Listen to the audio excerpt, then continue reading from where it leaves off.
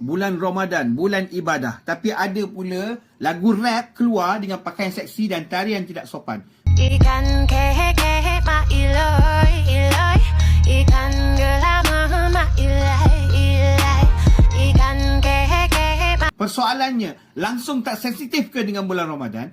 Baru-baru ni tular satu lagu rap yang dipersembahkan dengan gaya yang sangat mencuri perhatian. Tapi yang dipersoalkan oleh ramai bukan sekadar lagu tu, sebaliknya cara persembahan, pakaian yang menjolok mata, tarian tidak sesuai, dan semuanya berlaku dalam bulan Ramadan. Ramadan ni bulan yang sangat dihormati umat Islam. Bulan ni kita diajar untuk jaga pandangan, jaga akhlak, jaga adab. Sebab itu bila kandungan hiburan keluar dengan gaya keterlaluan, ramai masyarakat merasa ia tidak menghormati suasana Ramadan.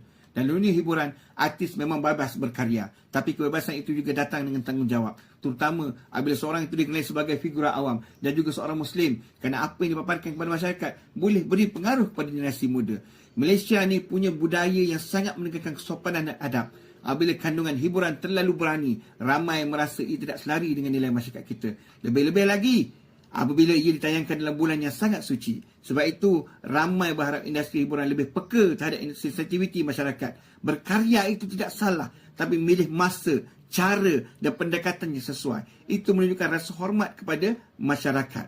Ramadan bukan sekadar bulan biasa, ia bulan untuk kita menjaga hati, akhlak dan adab. Jadi apabila menghasilkan hiburan dalam bulan ini, sebaiknya juga selari dengan kesucian Ramadan.